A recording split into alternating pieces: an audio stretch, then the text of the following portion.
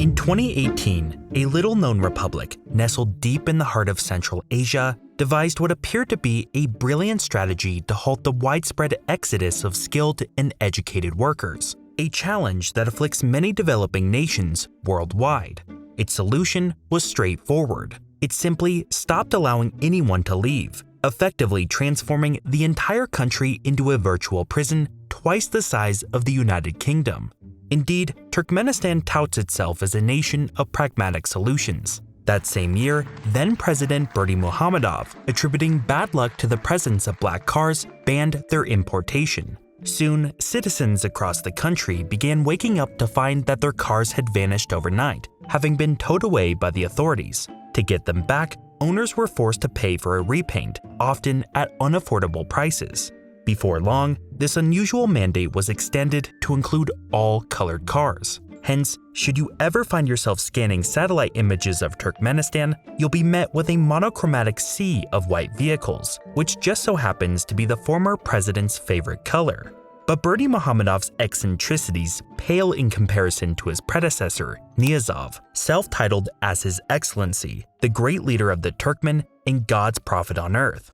In a grandiose display of concern for his nation's health, Niyazov carved a colossal 37-kilometer staircase into the Kopet Dag mountain range. He mandated that politicians climb it yearly in a so-called health walk, while he watched from above in a helicopter before chastising them at the finish line for their slow pace.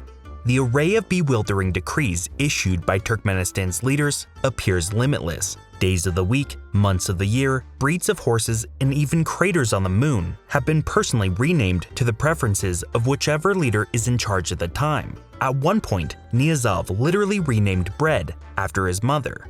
Another bizarre incident saw him advise citizens to chew on bones to enhance dental health, citing the absence of dogs in dental offices as his justification. Dogs, however, have become scarce in the capital on account of them being banned for their, quote, unappealing odor. This prohibition is just one of many in a relentless series of efforts over the last 3 decades aimed at transforming the capital city into an immaculate, pristine, and grand vision of a dictator's personal paradise. Vast neighborhoods have been reduced to rubble to make way for a breathtaking number of skyscrapers, monuments, parks, stadiums, and palaces, each crafted from impeccable Italian marble and then lined with gold. So much marble has been used to build the city that it earned it a Guinness World Record, along with the largest indoor pool, the largest indoor Ferris wheel, the largest architectural star, and the most fountain pools in a public space, an irony given the country's severe water scarcity. But beyond the grandeur of its gleaming marble city and the often comical antics of its leaders, little about Turkmenistan is amusing for those forced to live within its borders. In August 2023, a distressing scene unfolded in the extensive cotton fields of Turkmenistan's Lebap province. Beneath the sweltering heat exceeding 104 degrees Fahrenheit, tens of thousands toiled tirelessly by hand to gather the annual cotton harvest. While the sight of diligent laborers in cotton fields is not by itself unusual, the composition of this workforce was anything but ordinary. Instead of seasonal agricultural workers, this vast sea of labor comprised teachers, doctors, lawyers, flight attendants, state workers, and even school children, none of whom were there by choice or paid. Under a presidential decree, both state agencies and private companies forced half of their staff to pick cotton during the week, with full participation required on weekends, facing the risk of public humiliation and job loss, a daunting prospect in a country with a staggering 70% unemployment rate. Workers reluctantly complied as they struggled to meet their daily cotton quota of 55 pounds.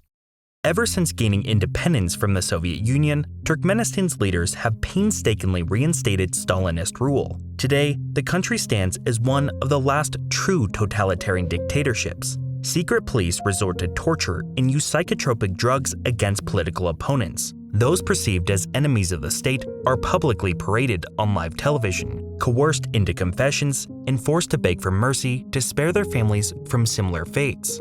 Afterwards, they vanish without a trace. Mere criticism of the government in any form is deemed treasonous, often resulting in lengthy prison sentences, confinement to psychiatric facilities, or exile to the desolate salt flats by the Caspian Sea. the level of repression is so extreme that last year, Turkmenistan was ranked as the second worst country in the world for freedom, a position even lower than Taliban-controlled Afghanistan, war-torn Eritrea, and the infamous North Korea. But with the transition of power from Berdi Muhammadov to his son in 2022, marking Central Asia's first hereditary secession since the era of the Khans, hope for improvement in the near future has all but been extinguished. It's hardly surprising then that many are desperate to leave in search of a better life elsewhere, assuming the government does not successfully stop them first. But how did Turkmenistan become such a dystopian nightmare? How do its leaders maintain such an absolute grip on power? And where does the seemingly endless supply of money that sustains the regime come from? This is the story of Turkmenistan, the strangest dictatorship in the world.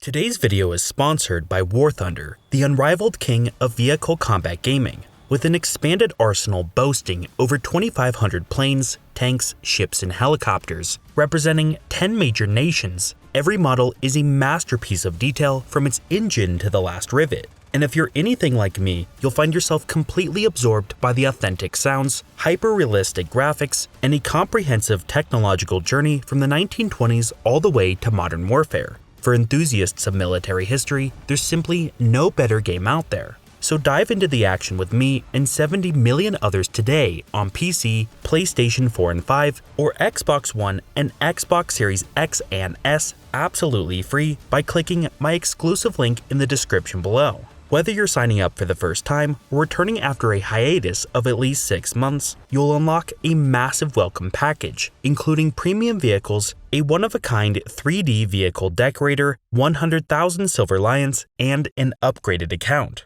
But don't delay, this is a limited time offer.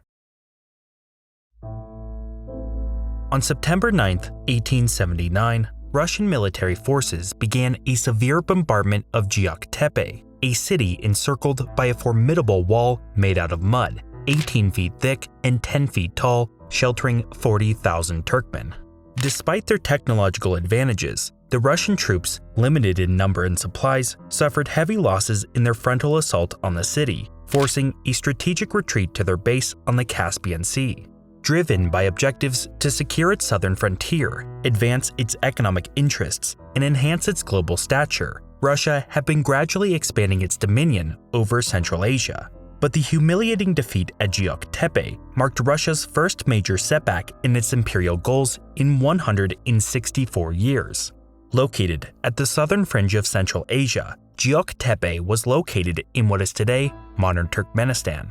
The area was primarily inhabited by nomadic tribes who roamed the extensive Karakum Desert, subsisting on livestock herding and raiding passing trade caravans. Despite the harshness of their existence, these tribes earned a reputation for their fierce resistance to external powers and their involvement in the slave trade, a brutal reality that some of the encroaching Russians experienced firsthand. Recognizing Goktepe's strategic importance for conquering the rest of the region, Russia began a more calculated second attack 2 years after their initial defeat. On January 12, 1881, they detonated a tunnel packed with thousands of kilograms of explosives beneath the city's wall. This created a 140-foot wide breach in the city's defenses, enabling Russian forces to flood in. Following a ruthless massacre of the city's residents, the rest of Central Asia soon fell to the Tsar. Over the next 4 decades, Russia made little effort to assimilate the region or its inhabitants into the empire. Although railroads expanded and new cities like Ashgabat emerged, spurred by an influx of Russian migrants, the region's predominantly desert terrain, making up 90% of its geography, hindered any real development. By the eve of World War I, the industrial sector remained modest, comprising only a few cotton gins, leather processing facilities, and a single steam engine manufacturing plant. By 1916, amid the escalating challenges of a war turning against him, Tsar Nicholas II made the controversial decision to conscript Turkestani Muslims who had until then been exempt from military service. This decision, combined with a corrupt and oppressive local government, ignited widespread revolts across Central Asia, further fueled by the Russian Revolution the following year. For 8 years, the region was engulfed in severe turmoil, featuring a mix of warfare, revolution, famine, and devastating reforms. Eventually, the Soviet Union emerged from the ashes of the Russian Empire, forcefully bringing Central Asia along in its socialist transformation. By 1924, the last major remnants of resistance had been crushed, and Central Asia was reorganized into distinct ethno-national political entities. Among these, the Turkmen Soviet Socialist Republic was formally established. In line with the sweeping changes occurring across the Union, the state confiscated all land and forcibly integrated the nomadic population into state-run and collective farms. Concurrently, the government introduced a standardized Turkmen written language and established numerous publishing houses and schools. These initiatives were designed to boost literacy rates, reduce intertribal conflicts, and align the population with Soviet ideals. These measures, together with the violent suppression of political dissent, transformed Turkmenistan into a docile, isolated, and largely overlooked republic within the Soviet sphere. Despite this, several key developments heavily influenced its evolving character. The first of these occurred during the Second World War, as German armies captured significant parts of the Soviet Union's industrial heartland. Many industries were relocated to safer locations, including Central Asia. Turkmenistan received 2 oil processing plants from Azerbaijan, a metal processing plant from southern Russia, and approximately 24 textile plants. However, due to limited infrastructure and an underdeveloped energy sector, these developments were relatively modest compared to the other republics. Following the war, Turkmenistan remained under-industrialized due to a policy of regionalization. This policy allocated distinct economic roles to each republic based on their unique resources, geographical advantages, and workforce capabilities, all aimed at enhancing the Soviet Union's collective economic performance. More importantly, though, it deliberately made each republic economically dependent on the rest of the Union, thereby reinforcing centralized control. While Turkmenistan's harsh natural conditions were generally unfavorable for many types of economic activities, they were uniquely suited for the cultivation of cotton, a commodity in which the Soviets were determined to achieve self-sufficiency. However, the country's lack of significant water seemed to make the dream of transforming Turkmenistan into a cotton powerhouse unobtainable.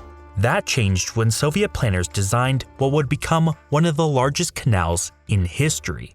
Construction of the Karakum Canal began in 1954, and by 1967, it was channeling 3.2 cubic miles of water annually from the Amu Darya River almost to the Caspian Sea, tripling the republic's arable land and its cotton production. Cotton harvests eventually became so immense, it led to the use of forced and child labor to compensate for the republic's limited workforce. By 1988, children were missing up to 68 school days a year to work in the cotton fields. Due to the policy of regionalization, 97% of the cotton was then shipped directly to Russia for processing, which left Turkmenistan excluded from the industry's value-added benefits and employment opportunities.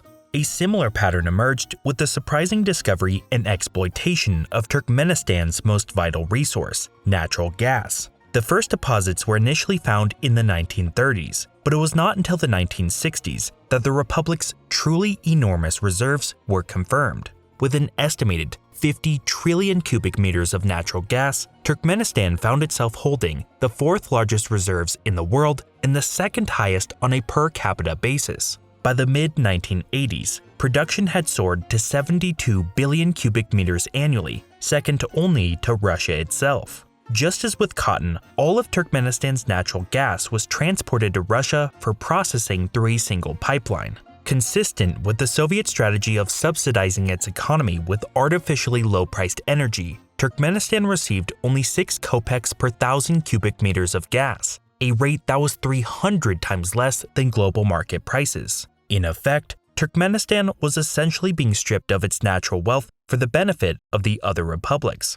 As a result, by the late 1980s, Turkmenistan's per capita income stood at only 70% of the Soviet average, with most of the population living below the official poverty line. Although social indicators had improved from the pre-Soviet era, with notable successes such as achieving full literacy, the republic still suffered from low life expectancy and the highest infant mortality rate in the Union. Further complicating the picture, though, was the leadership's tendency to inflate these figures to enhance their status within the Communist Party. This malpractice led to the removal of Turkmenistan's first secretary in favor of Sabamurat Niyazov amid a 1985 anti-corruption crackdown.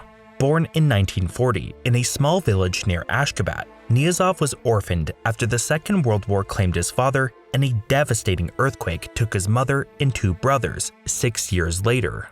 Raised by a distant relative, Niyazov excelled academically, pursued electrical engineering, and joined the Communist Party in 1962. He quickly rose through its ranks, supported by his affiliation with the Teke, the republic's dominant tribe. Upon becoming first secretary of Turkmenistan, Niyazov transformed the Turkmen Communist Party into one of the most rigid and conservative factions within the Soviet Union. Confronted with widespread shortages, economic stagnation, and social reforms that spurred turmoil in other republics, Niyazov gained notoriety for his ruthless suppression of any unrest. Despite these conditions, resistance within Turkmenistan was surprisingly minimal, due in part to the predominantly rural and agricultural nature of its populace. Shaped by decades of Soviet influence, a deep-rooted conservatism fostered a culture of acquiescence to authority. Additionally, Turkmenistan's lack of history as an independent nation-state prior to its incorporation into the Russian Empire meant there were few nationalistic impulses to fuel dissent. Combined with fears of economic collapse, these factors united the population and leadership in their support for maintaining the Union and their place within it. Therefore, by the early 1990s, Turkmenistan remained largely insulated from the sweeping political and economic reforms affecting the other republics. However, as the Soviet Union began to unravel in 1991, Turkmenistan was reluctantly pushed toward independence, officially declaring its sovereignty on October 27, 1991. On the day Turkmenistan marked its independence, the nation also witnessed its inaugural presidential election, where Niyazov clinched 98.3% of the vote, an unsurprising outcome given he was the only candidate. 2 months later, the Communist Party of Turkmenistan formally disbanded, but this move was merely symbolic. The party simply renamed itself the Democratic Party of Turkmenistan, undergoing minimal actual change. As president of the newly independent nation, Niyazov maintained Soviet-era control mechanisms while most former Soviet republics were embracing major reforms. Under his leadership, the economy was kept under total government oversight, with comprehensive controls over prices, wages, exchange rates, and international trade. By May of 1992, under Niyazov's directive, Turkmenistan adopted a new constitution. Ostensibly, it established a presidential republic with checks and balances, and guaranteed freedoms of religion, expression, and property. In reality, however, it cemented Niyazov's complete authority over all aspects of Turkmen society. Leveraging his monopoly over broadcast media and the press, they were transformed into the official mouthpiece of the Turkmen Bashi, a term translating to the great leader of the Turkmen, which Niyazov had adopted as his new title. As cities, geographical landmarks, and infrastructure were renamed in honor of the Turkmen Bashi, a widespread cult of personality began to take shape. When confronted with comparisons to Stalin, Niyazov remarked, "But Stalin achieved his personality cult through repressive measures, whereas I achieved my popularity without conflicts." Alternative parties were banned as soon as they met membership criteria, political opponents were eliminated by the secret police, and external information sources were banned or heavily censored, systematically isolating the population from the outside world. Niyazov justified these actions by arguing that economic stability must precede political diversity to prevent descending into anarchy. He claimed that with a decade of his leadership, Turkmenistan would avoid such a fate and enter an economic golden age. His plan for doing so was straightforward. With complete control over the world's fourth largest natural gas reserves and the ability to sell it at prices 300 times higher than during the Soviet era, Niyazov could appease Turkmenistan's modest population of 4 million by offering free gas, electricity, water, and heavily subsidized food. At the same time, he could enrich himself in the political elite while maintaining an extensive security and propaganda apparatus to ensure his continued rule. But despite Niyazov's optimistic plans, Turkmenistan's economy was entering a death spiral. Over 6 relentless years, the nation's economic output dwindled to less than half of its 1991 level. The fundamental issue facing Turkmenistan was the mismatch between its political independence and its economic autonomy.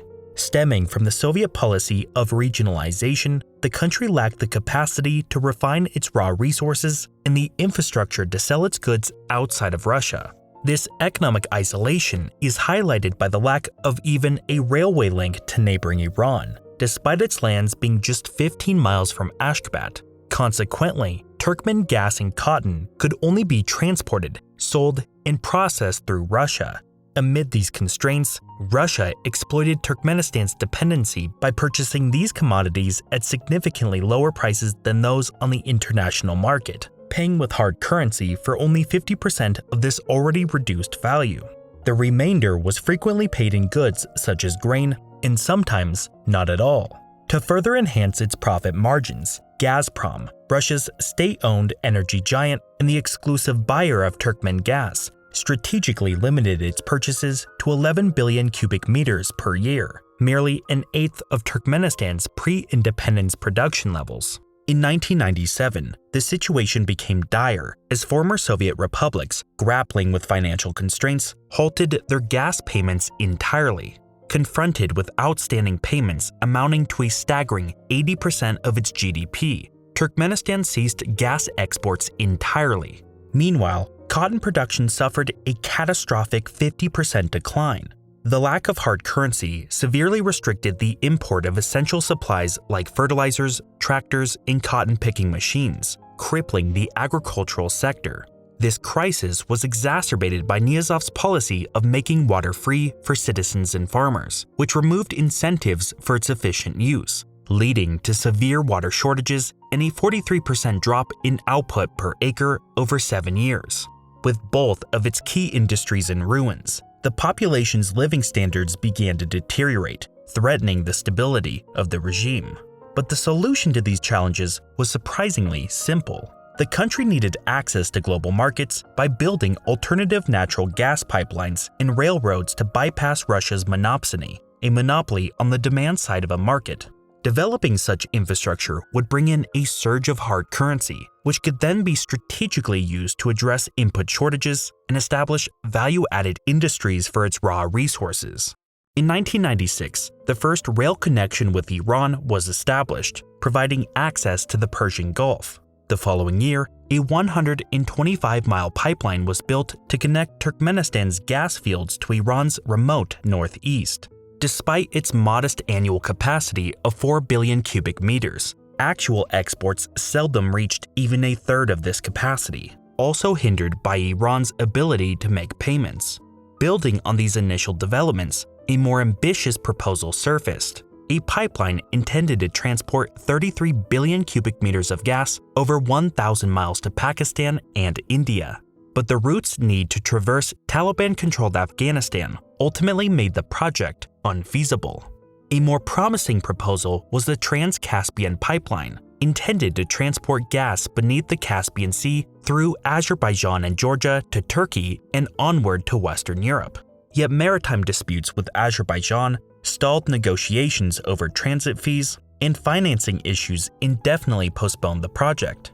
Despite these setbacks, the discussions led to significant diplomatic outcomes, including a meeting between Niyazov and US President Bill Clinton. These talks focused on energy deals and strategies for accessing global markets without depending on routes through Iran or Russia.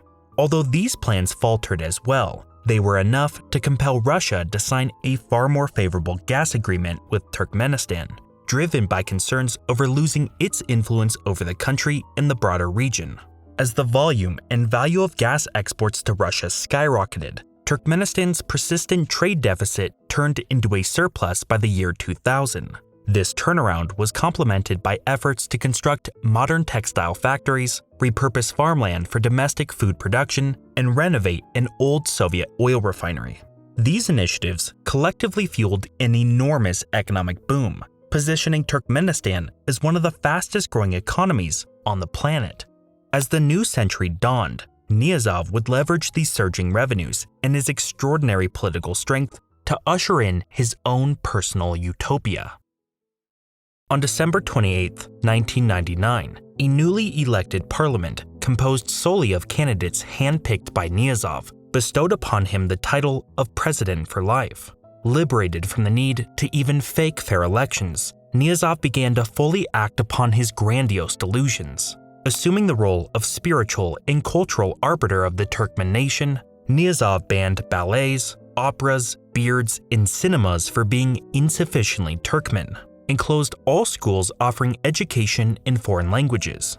Additionally, he demanded that all state employees prove Turkmen racial purity traceable back 3 generations, prompting a mass exodus of the highly skilled Russian population. Following a personal health scare involving heart issues, Niyazov banned public smoking and constructed the infamous 37-kilometer Walk of Health, mandating that Turkmen citizens and politicians complete it annually.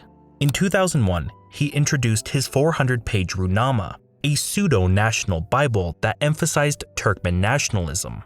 Within its pages, Niyazov was depicted as a godlike figure who saved the nation from Soviet imperialism and was destined to usher in an era of prosperity. Initially dominating the shelves of bookstores and the desks of state offices, the Runama soon became required in mosques and churches, placed alongside every Quran and Bible. Its teachings were then integrated into the national education system, becoming not just required reading, but the central component of the curriculum. Prisoners were forced to swear an oath on it for release, doctors had to pledge their allegiance to it, and drivers, teachers, and civil servants were forced to pass examinations on its content. Those caught criticizing the book, even privately, faced up to 5 years in prison. As Niyazov's assertions about the Runama grew increasingly bizarre, he declared that reading the book 3 times would guarantee entry into heaven. Then, in a symbolic gesture of its supposed universal significance, a copy of the Runama was even launched into orbit, intended to, quote, conquer space. The book thus became the linchpin of a now perfected brainwashing apparatus. Across radio, television, and the newspapers, the Turkmenbashi, his family background, and his various supposed achievements were incessantly praised. Every broadcast began with an ominous pledge that the broadcaster's tongue will shrivel if he slanders the country, flag, or president. The cult of personality surrounding Niyazov reached such extremes that days, months, and even bread were renamed in honor of him, his mother, the Runama, and other symbols of Turkmen nationalism. His image saturated public and private spaces alike, displayed in enormous portraits and statues across the country and on every banknote, coin, and postage stamp. Even airplane cabins and passenger trains were required to feature his portrait, ensuring a constant, omnipresent reminder of his rule. But Niyazov's most ambitious endeavor was the transformation of Ashgabat into a testament of his wealth and power. Ignoring the potential for these vast gas revenues to improve the general welfare, he chose instead to import Italian marble for the construction of lavish monuments, gigantic mosques, luxury apartments, and gold-domed palaces for himself. Additionally, billions were blown on seemingly whimsical projects like an enormous desert lake that quickly evaporated, extravagant fountain displays, zoos with Arctic animals, and a towering 200-foot-tall arch topped with a gold statue of himself that rotates with the sun. In a striking example of excess, the city's main avenue was lined with 22 5-star hotels in a country that rarely allows visitors. To accommodate these prestige projects, entire neighborhoods were demolished, often without offering compensation or adequate alternative housing to the displaced residents. Hidden behind the unaffordable marble apartments, growing slums were filled with windowless, single-room homes, some crudely fashioned from old railway containers that baked during the scorching summers. Many inhabitants of these areas succumbed to opium addiction, a situation worsened by the unchecked influx of drugs from neighboring Afghanistan. In rural areas, remnants of Soviet-era policies persisted, with forced and child labor still prevalent in the cotton fields, creating a stark contrast between the opulent displays of wealth and the harsh realities faced by the general population. But resistance to Niyazov's regime from the general population remained virtually non-existent. despite the widespread unemployment and low wages that plagued the economy. Free gas, electricity, and water, along with heavily subsidized prices for food and other essentials, helped to quell discontent. This, coupled with relentless propaganda and a pervasive climate of fear, effectively stifled any grassroots opposition. But the situation escalated dramatically on the morning of November 25, 2002, when Niyazov's motorcade was ambushed, leading to a deadly shootout. This failed assassination and coup attempt triggered a sweeping purge of political elite and citizens alike. Hundreds of individuals and their families were subjected to show trials, received lengthy prison sentences, and subsequently vanished without a trace. In an atmosphere thick with paranoia, informers were recruited to eavesdrop on private conversations, psychotropic drugs were used to torture detainees, and roadblocks were established every few miles as a permanent measure. Car radios were banned to reduce background noise during surveillance, and all public gatherings, including weddings and funerals, now needed government approval. Further restrictions limited citizens' ability to leave the country, notably prohibiting women under 35 from traveling abroad unless they had 2 children, framed as a duty to perpetuate the Turkmen race.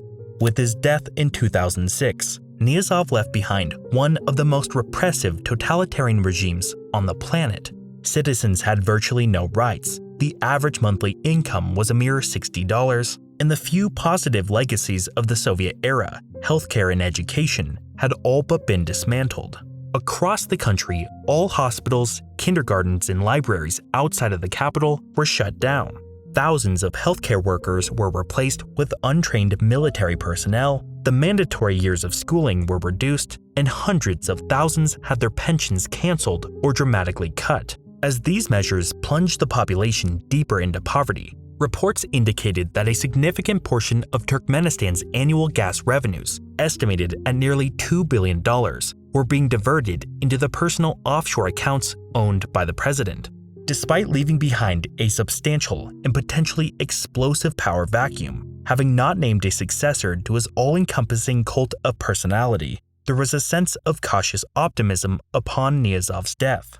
This wasn't due to confidence in whoever would come next, but rather from the stark recognition that circumstances could hardly get any worse.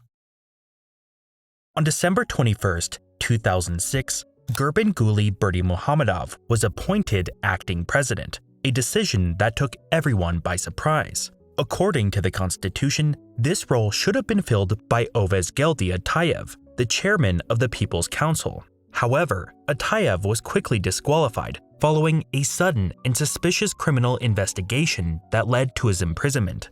Berdi, who had previously served as Niyazov's personal dentist, had risen through the ranks of the political hierarchy to become the deputy chairman of the cabinet of ministers, where he was involved in dismantling the free healthcare system. While there were rumors that Berdi might be Niyazov's illegitimate son, it is more likely that he was chosen by the elite as a safe candidate who could maintain the status quo and ensure a smooth transition of power. In 2007, Berdi was elected president in an election widely regarded as rigged, flouting constitutional rules that barred the acting president from running. Inheriting the same absolute power as his predecessor, Berdi quickly began to reverse many of Niyazov's most extreme decrees, ushering in what he termed the era of New Renaissance. He reinstated pensions, sickness and maternity benefits, and lifted bans on opera, cinema, and ballet. He also reopened hospitals in the provincial areas and restored the original number of mandatory school years. Additionally, he reversed many of Niyazov's controversial renamings, including those of days and months. The Runama was phased out from public and educational spheres, and most of the portraits and statues of Niyazov were removed. However, these symbols of the past leader were gradually replaced with images and writings of Berdi, as he began to cultivate his own cult of personality. But the most important early development in Berdi's reign was the construction of a new gas pipeline in 2009. Spanning well over 1,000 miles, this pipeline traversed Uzbekistan and Kazakhstan, ultimately reaching China. By 2015, 2 additional pipelines were completed to China, collectively boasting a capacity of 55 billion cubic meters annually, surpassing any volume previously imported by Russia. This new connection to the Chinese market proved crucial for Turkmenistan when, in 2009, a combination of a Russian pipeline explosion and a sharp decline in European demand due to the financial crisis led Russia to significantly reduce both the volume and price of the Turkmen gas it purchased. This reduction swiftly strained relations, leading to a rapid deterioration in the trade relationship between the two countries. By 2015, China was purchasing 95% of Turkmenistan's gas exports. From 2007 to 2014, this shift in trade partners significantly boosted Turkmenistan's economy, which grew by a staggering 19% annually. The economy more than tripled in size, with annual revenues from gas exports alone approaching $10 billion.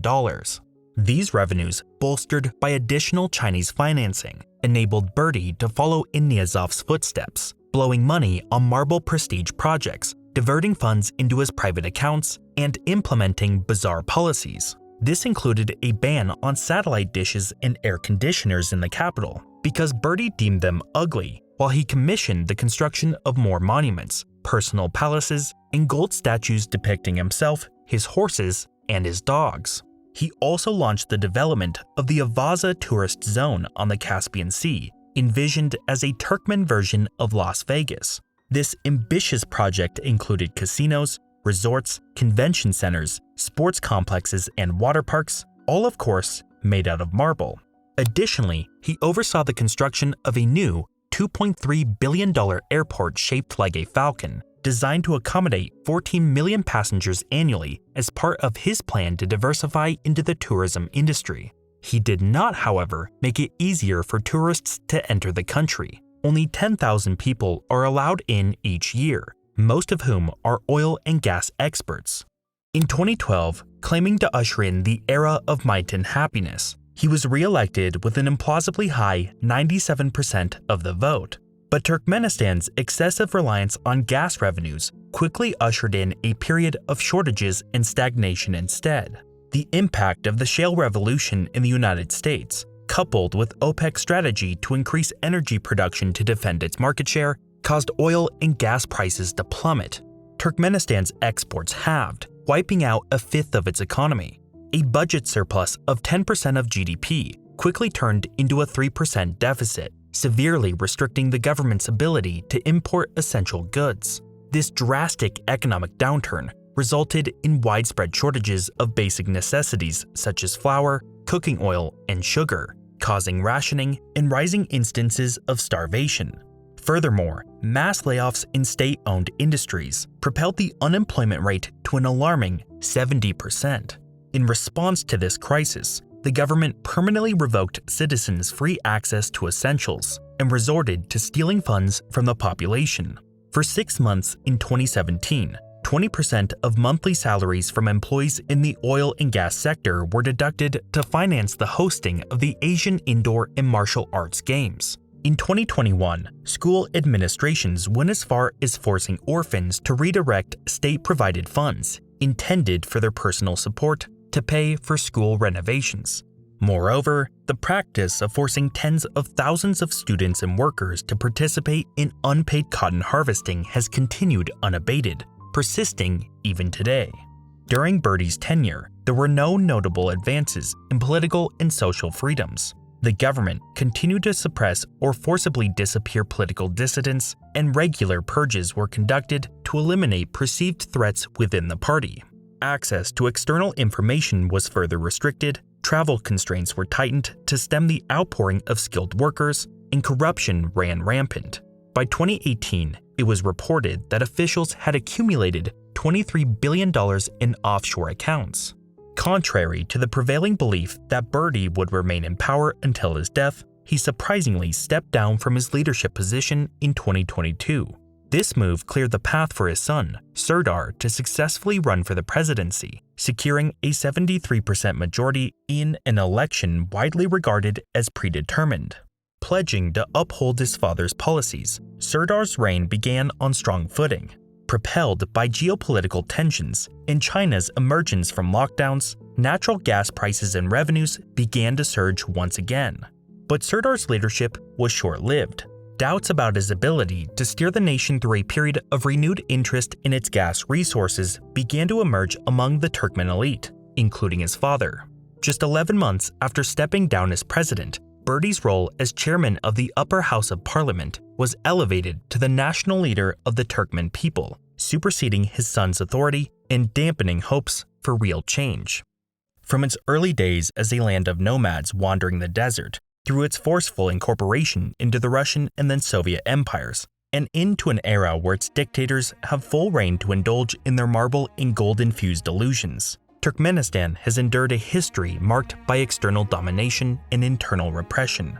As long as the global demand for the country's vast hydrocarbon resources continues and the government maintains absolute control over its production, significant improvements in the lives of the people seem out of reach. This stranglehold on the industry enables the government to comfortably sustain its self-serving regime, using its revenues to fund extensive security and propaganda efforts that effectively suppress any meaningful opposition. The absence of pressure, whether from within the government at the grassroots level or from the international community, suggests that economic and political liberalization, crucial for improving the lives of the population, is unlikely to occur anytime soon. Thus, it appears Turkmenistan is poised to remain one of the world's last totalitarian regimes, possibly even the last. Don't miss out on War Thunder, the definitive vehicle combat experience, on PC, PlayStation 4 and 5, and Xbox One and Xbox Series X and S. Play for free today by clicking my link in the description below and unlock your exclusive bonus pack, available for new players and ones who are inactive for at least 6 months. Act quickly, as the offer is only available for a limited time.